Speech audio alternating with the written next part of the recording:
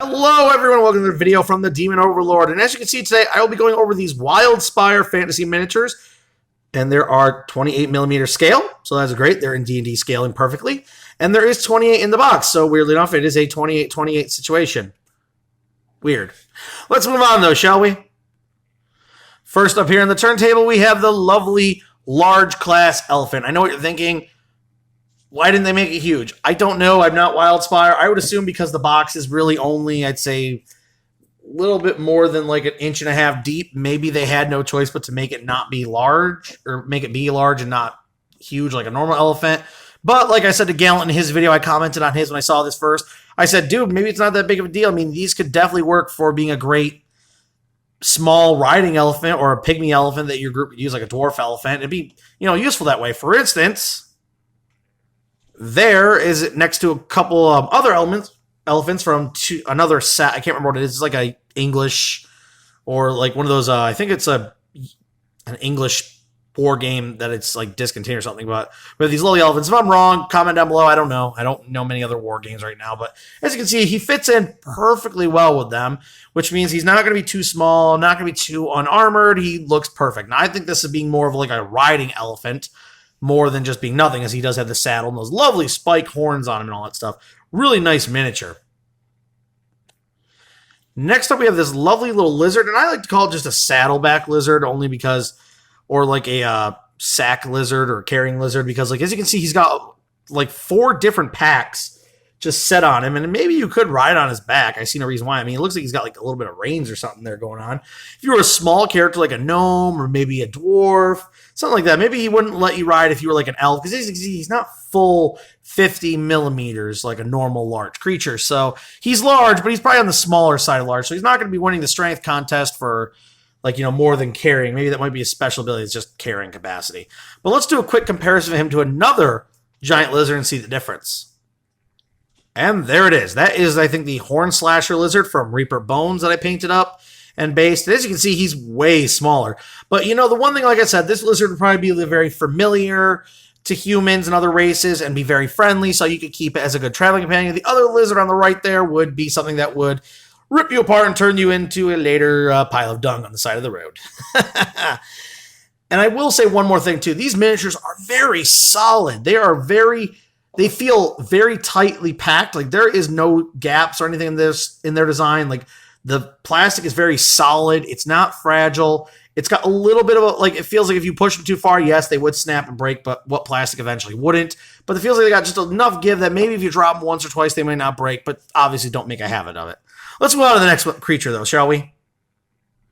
Here we have the Cat King or the Queen Cat, whatever you want to use as. I do love how it has sort of a Game of Thrones feeling there with swords making up the back of the chair, which is funny. I mean, as you can see, it's a little bit warped, but a little hot water will probably fix that. I assume this plastic's not that strong that it can't take a little hot water treatment to it. But as you can see, now that we've got the full rotation almost going, it is a very nice miniature.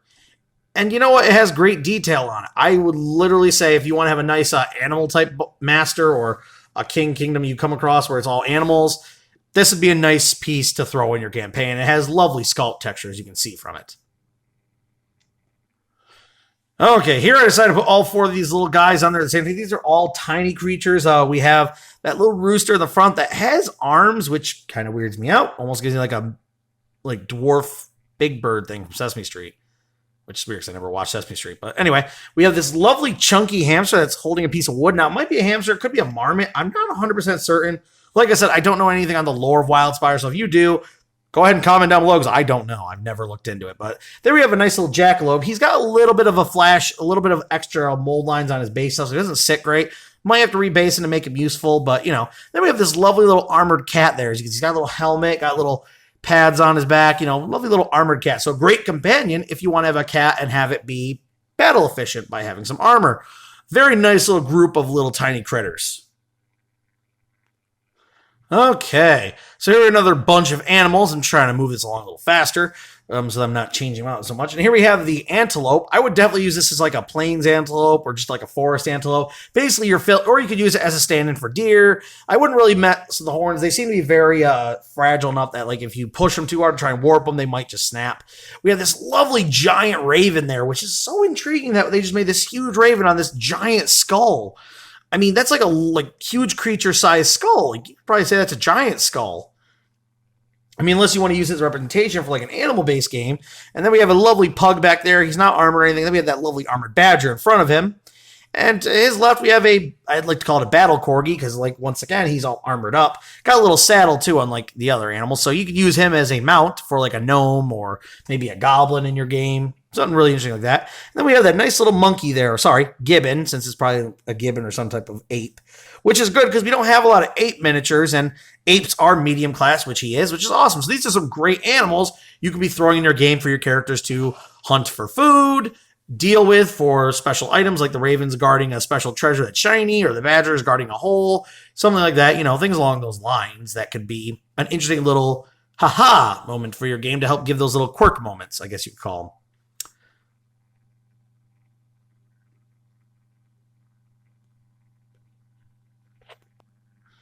So now we move on to the heroes that you get with this set. Now, we have one that is riding on a pug.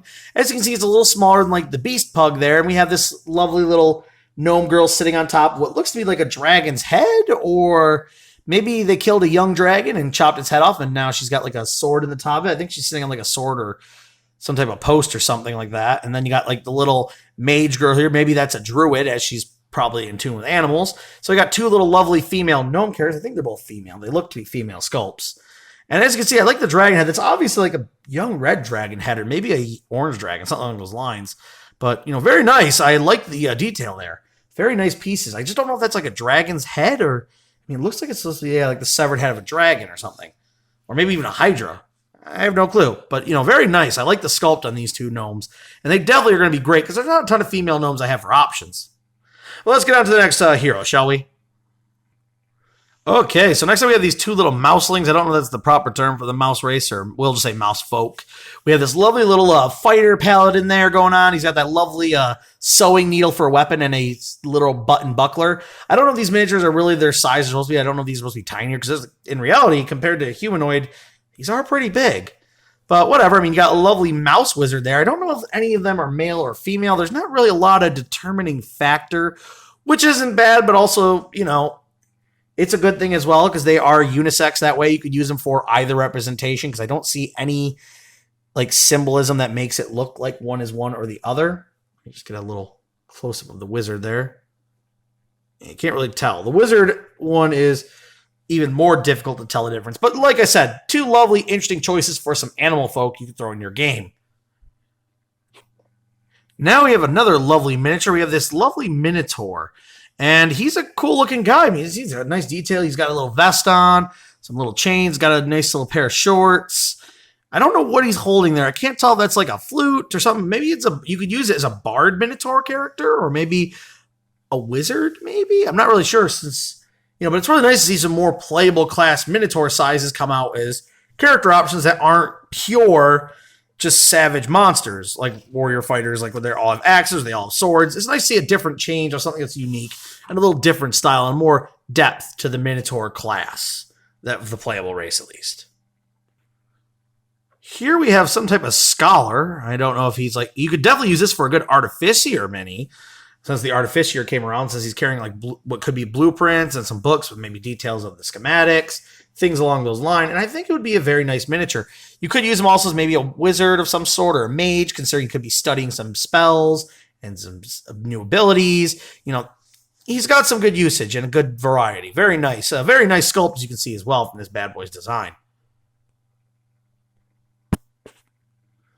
Okay, here we have what I think I have to call like a chef orc fighter, maybe? I mean, like, he's a chef because he's got the chef hat. He or she has some orcish tusks. I can't tell which it is 100%. But then it has this big old cleaver there on the back, which is funny, and then like a shield. But I just love how it's got the frying pan. It just makes me feel like TF2 moment with the scout and the frying pan as a thing, or, you know, characters carrying the frying pan into battle. any of them doing it. It just makes it kind of funny. I think it's also like a pot lid too. That's like a pot lid. Sorry, not a shield, it's a pot lid. So very unique to see an orc taking the role of a chef in the group, as well as the ready to pick up his cooking utensils and throw down with them. I can't tell if it's a female 100%, but I'd say this one will probably work for either or. Do the long ponytail would definitely help with making an either or for either case. So a nice unisex usage as well, which is always nice. I also love the little spoons and all the little things on the side. They're really cool. Okay, and here we have a big old chunky dwarf. Definitely a big boy. He's got long, big old robe on him. He's actually pretty heavy, and his base is bigger than the medium character's base, so really unusual there. But as you can see, he's got like a lot of heaviness. He also has like a bird, like maybe a crow, or probably that size, maybe like a swallow or something, like a small jay, or maybe even a finch on a stick on his battle club there. I don't know if he's supposed to be a guard, but I kind of like him. I'll have to paint this guy up and see what I can do just to see the details on him. Like, he's got details, but just due to his, like, the tightness of him, it's hard to see any of them. I'm going to have to get him under my magnifier and definitely paint him up and see what he looks like. Definitely going to be posting these to Twitter when I get them done, guys. So if you want to check that out, my Twitter for the Demon Overlord at 01 Berserker, check that out when I get these guys finally done. Okay, here we have your stereotypical drunken monk. Sorry about that. Just had to move my camera just a fraction over.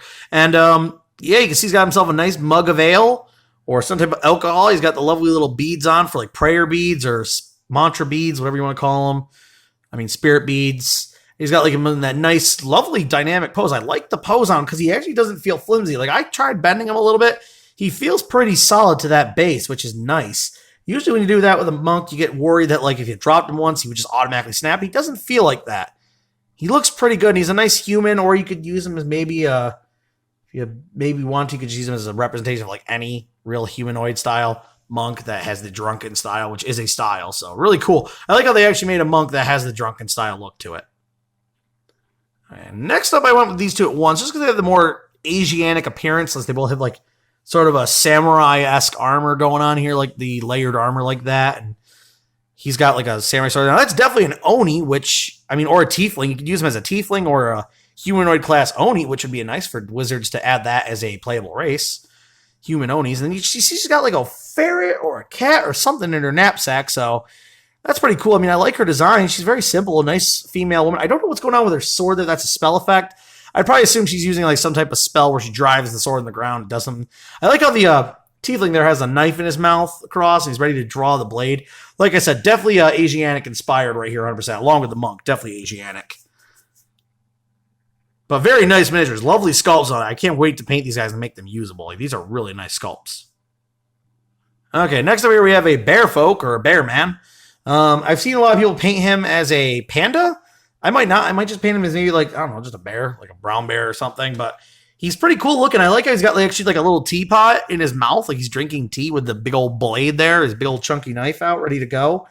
Really cool. I like his design. He's very simple, but at the same time, because of the pose and all what he's doing in it, it gives him a lot of unique features and traits to notice and kind of appreciate with his design. So, very nice. I mean, you can even see the fur design there, which is really nice. A lot of people just make them flat and they just put like little scratch indents. It's actually got like, he actually has the feeling of fur and stuff. So it's really interesting. I like his design on his stomach. Like, everything there is really nice.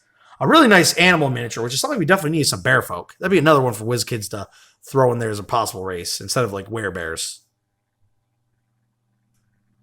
Okay, so here we have the last three adventures of this group, and I want to put them all three in there because these are some of my really favorite looking adventures. Like, you can see that lovely dragonborn with an anvil and a hammer. So we got a blacksmith there. We got a lovely fighter-esque looking Leonin. Now, I'm saying Leonin because he looks to me to have more of a lion muzzle, but yeah, I guess if you really want to paint him into a wolf style, you could, like a big maned wolf, but I would literally just make him a Leonin since there aren't a ton of Leonin minis out there. And the back one, that female miniature rolling around. This one I really enjoy. That is a dog person, or a lupin, which is a race we have not seen come back. It was an old race, and I'm hoping that means WizKids at some point might notice and say, hey, a race that would be really cool to bring back from the old grave, the lupin race. I think she's got like an eye patch going on there, which is kind of cool.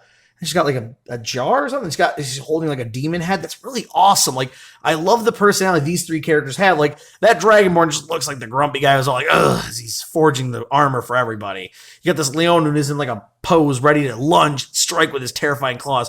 And yes, you can see there's a little bit of extra mold lines there, but a little easy like little trim, and those are going to be ready to paint, ready to prime, ready to paint, and they're going to look fantastic. But I really got to bring this up again. Once again, guys, WizKids, if you're watching, come on, bring the Lupin race back in an update, man. We need those Lupins, man. We need more Beast Folk. More Beast Folk is better. More options, more varieties. Like, she looks cool. I like her style. She looks really awesome. She's like that aggressive, hardcore, like, demon hunter hound woman. Like, really awesome. That's why I like the Lupin race. They're just such a cool race. Well, anyway, guys, you've seen the whole entirety of the box, so if you enjoyed, check it out. As always, guys, I would love it if you like and subscribe. Sorry, a little bit of a tongue twister. And helps keep my channel going. Anyway, guys, stay safe out there. Have a great one, and bye-bye.